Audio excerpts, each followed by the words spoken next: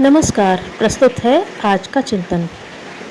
जब गुरु नानक देव साधु वेश धारण करके धर्म प्रचार करने निकले तो एक गांव सैयदपुर जिला गुजरानवाला में जा पहुँचे। वहाँ गांव के बाहर एक गरीब बढ़ई लालों की झोपड़ी थी। उसी में उन्होंने आसन लगा दिया। वह बढ़ई गरीब होने पर भी धर्म प्रेमी और परोपकारी भावना वाला था। इससे कस्बे में यह समाचार फैल गया कि एक उच्च जाति में उत्पन्न संत अछूत लालों के घर में ठहर गए हैं और उसी के हाथ का खाते पीते हैं। यह खबर उस गांव के मुखिया मालिक भागो ने भी सुनी। उसी दिन उसके यहाँ एक बड़ा भोज भी होने वाला था, इसलिए नानक देव के पास भी निमंत्रण भेज दिया गया। निमंत्रण पहुँचाने वाले को बड़ा आश्चर्य हुआ जब उन्होंने भागो की बढ़िया मिठाइयों के बजाय लालू की सूखी रोटियों को ही श्रेष्ठ बतलाया।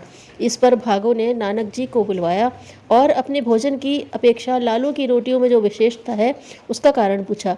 नानक देव ने कहा, निसंदेह लालू की रोटियां इन पकवानों की अपेक्षा श्रेष्ठ होती हैं और उसमें मुझे दूध और शहद का सा स्वाद आता है।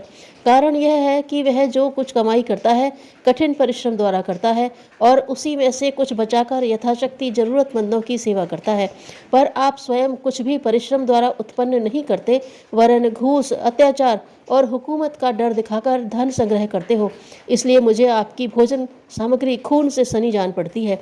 एक बार नानक देव द्वारा स्थापित करतारपुर के गुरुद्वारा में एक भोज हो रहा था। जब भोजन परोसा जा चुका तो इस शिष्यों ने कहा, महाराज आरंभ कीजिए। गुरु जी ने चारों तरफ नजर दौड़ाई और बोले, अभी नहीं, रोटी बनाने वाले तो आए ही नहीं।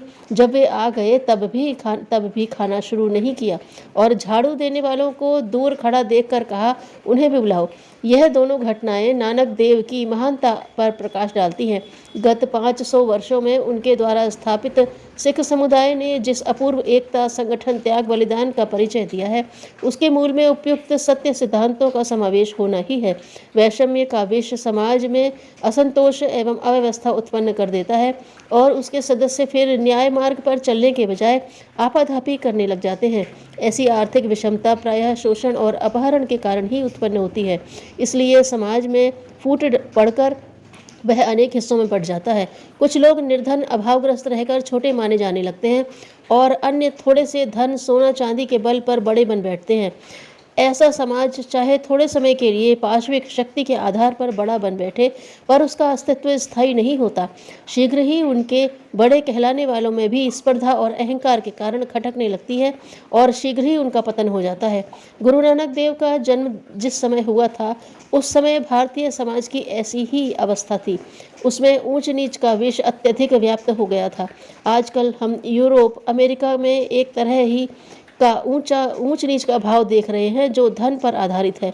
उस समय हिंदुओं में धन, वर्ण, जाति, संप्रदाय, वंश आदि संबंधी इतने प्रकार के भेदभाव उत्पन्न हो गए थे कि उनके होते हुए एक सुदृढ़ और सक्रिय समाज की कल्पना संभव ही न थी।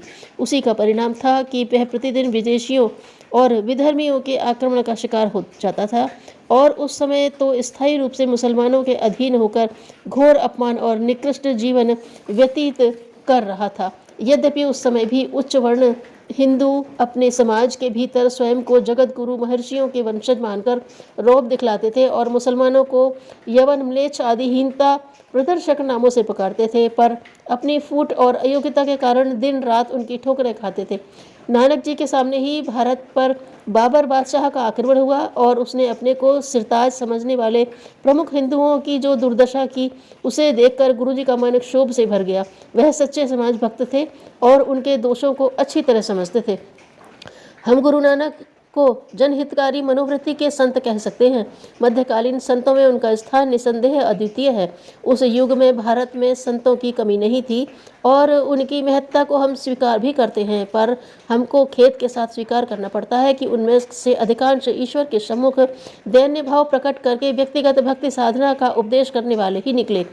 हमारे सबसे बड़े भक्त कवियों में की रचना में हमको मौसम कौन कुटिल खलकामी माधो में पतितन को राजा रघुवर तुमको मेरी लाज जैसी दीनता और आत्मग्लानि की भावना ही अधिक मिलती हैं, जिनका प्रभाव समाज पर सब मिलाकर बहुत अच्छा नहीं पड़ता। इसके बजाय नानक जी ने समाज की वास्तविक स्थिति और त्रुटियों पर ध्यान दिया तथा उनको एक सशक्त और कार्यक्षम संगठन बनाने में सफलता मिल सकी। यद्यपि वे स्वयं एक राज कर्मचारी के पुत्र थे और आरंभ में छोटे जागीरदारों और पठान शासकों के समीप रहे थे, पर उनकी रीति नीति उनको कभी पसंद नहीं आई। उनके पिता ने उन्हें खेती, व्यापार, सरकारी नौकरी आदि जिन कामों में लगाया, उनमें से किसी में टिक न सके। कारण यही कि उस समय समाज की अवस्था ही नष्ट भ्रष्ट हो गई थी और सभी लोग अत्याचार करने या अत्याचार सहने के रूप में पाप कर रहे थे। ऐसे मनुष्य बहुत ही कम थे जो इन दोनों पापों से अलग रहकर कर्तव्यनिष्ठ बन पुण्य मार्ग पर चलते हों। गुरु नानक जी को समाज की यह दुर्वस्था बहुत अधिक खटकी और घर गृहस्थी, स्त्री पुत्र, धन जायदाद सब कुछ होने पर भी उन्होंने सर्वस्व त्याग कर जनता को जगाने और ऊंचा उठाने के लिए जीवन दान कर दिया। इसी कारण एक पंथ या संप्रदाय का प्रवर्तक होते हुए भी हम उनको भारतीय समाज का महान नेता या मार्गदर्शन मानते हैं। उनके उपदेश केवल आदर्शवादी और रहस्यवादी न होकर पूर्ण रूप से व्यवहारिक और ठोस धरातल पर आधारित हैं। यह उनकी सबसे बड़ी विशेषता है। अपने इसी उद्देश्य की पूर्ति के लिए गुरु नानक जी ने सदैव देश भाषा का प्रयोग किया। यद्यपि बहुत से विद्वानों की दृष्टि में यह हीनता का लक्षण माना जाता है, गुरु नानक अपने सिद्धांतों का प्रचार बड़ी सरलता के साथ करते थे। इसका एक नमूना देखिए। जाति का गर्व न कर मूर्ख गवारा, यह इस गर्व से चल ही बहुत विकारा। माटी एक सगल संसारा, बहुविधि भोड़े घड़ो कुमारा। पंच तत्व मिली देही का आकारा, घट बध को करे विचारा। अर्थात हे मूर्ख, गंवार जाति का घमंड छोड़ दे, क्योंकि इससे बहुत बुराइयां पैदा होती हैं। समस्त संसार में एक ही मिट्टी है और कुम्हार उसे लेकर तरह तरह के बर्तन बनाता है। इस प्रकार पंच तत्व मिलकर यह मनुष्य देह का ढांचा बनकर खड़ा हो जाता है। इसमें छोटे बड़े का विचार करना व्यर्थ ही है। नानक जी को अपने मिशन में पूरी सफलता मिली और वे अपने सामने ही देश तथा धर्म पर बलिदान होने को तैयार लोगों का एक सुदृढ़ संगठन तैयार कर सके। इस समुदाय ने कई सौ वर्षों तक हिंदुत्व पर होने वाले विधर्मियों के आक्रमणों को रोकने में बहुत कुछ काम किया। गुरु गोविंद सिंह के समय में उसका प्रत्यक्ष फल दिखाई पड़ने लगा था। इस दृष्टि से नानक जी ने भारतीय समाज की जो सेवा की वह विरले संतों द्वारा ही संभव है। जो खुद ही अपना मालिक है वह दूसरों का भी बन जाएगा। धन्यवाद।